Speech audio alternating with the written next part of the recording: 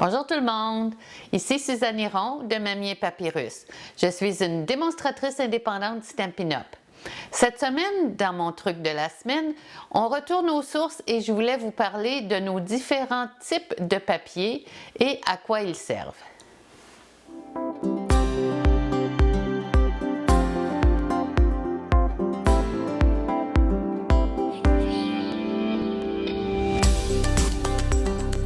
Alors cette semaine, les amis, on retourne à l'essentiel. Je voulais vous donner un petit cours sur nos différents types de papier. Alors, ce qui est important de retenir, c'est qu'il y a différents poids du papier qui sont indiqués en Amérique du Nord par des livres ou en format métrique par des GSM. Je ne suis pas trop sûre que ce que GSM veut dire, c'est des grammes, mais le reste, demandez-moi pas ce que ça signifie, des acronymes, c'est pas mon fort. Alors, commençons par le papier cartonné de base que nous avons en blanc simple et en trait vanille. Alors, nous avons le format conventionnel qui est à 80 livres et le format épais qui est à 100 livres. Et pourquoi c'est important? Si vous avez une machine à couper de style Cricut, on va vous demander le poids de votre papier pour ajuster la coupe de vos projets. Donc, voilà pour la base. Ensuite, on a du papier cartonné de couleur qui est offert en 50 couleurs différentes. Et ce papier cartonné-là est à 80 livres. Donc, vous avez la dimension de 8,5 par 11 et ils sont aussi offerts en 12 par 12, mais en paquet qui comprend toutes les couleurs d'une collection, c'est-à-dire une collection soit des neutres ou des royaux ou des couleurs subtiles ou encore les in color. Alors, quand vous achetez du 12 par 12, vous allez avoir une variété de couleurs dans votre paquet. Ensuite, on a ici le papier vélin. Donc, le papier vélin qui est transparent, comme vous voyez, lui est offert, c'est un papier qui est à papier vélin 43 livres, 160 GSM. Donc, c'est un papier qui est plus mince, mais quand même assez résistant pour faire des superpositions sur vos projets. Ensuite, nous avons le papier de série design, le merveilleux papier qui est coordonné avec notre papier cartonné dans les couleurs et qui s'agence à nos jeux d'étampes. Donc, le papier de série design de Stampin' Up! Est à 100 livres d'un papier texte qui est l'équivalent de 145 à 160 GSM. Donc, ça, c'est pour notre papier de série design habituel.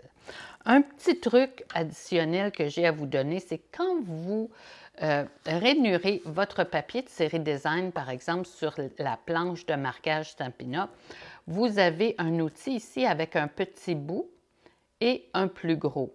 Alors, plus le papier est fin, plus vous voulez avoir la grosse boule au bout pour faire votre rainure, pour éviter de déchirer le papier. Plus votre papier est épais, donc le papier de 80 livres et 100 livres, vous allez vouloir le bout le plus fin pour vous assurer d'une rainure bien marquée dans votre projet. Donc ça, c'est pour le papier de série design.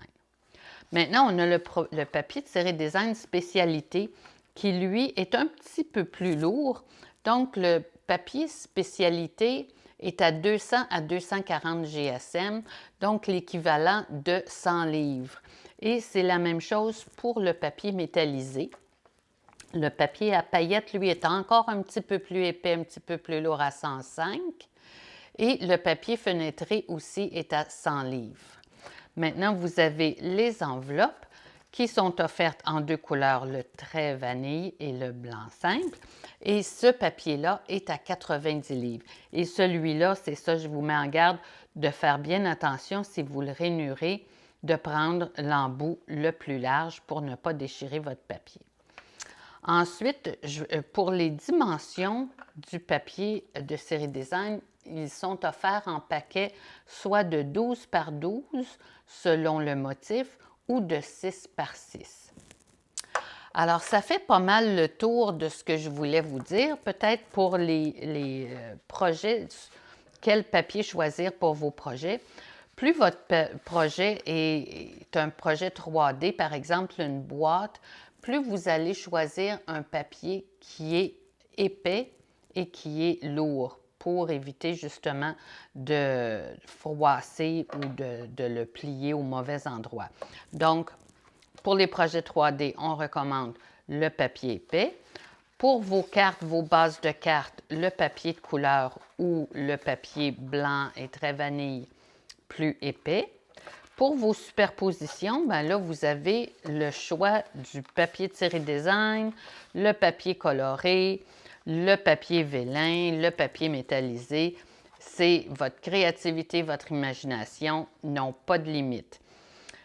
Alors, ça fait pas mal le tour. J'espère que ça vous a aidé. Si vous voulez rechercher encore les mesures, les poids des papiers, je vais avoir une note sur ma page de blog à laquelle vous pourrez vous référer à l'avenir. Merci d'avoir été là. Bonne semaine!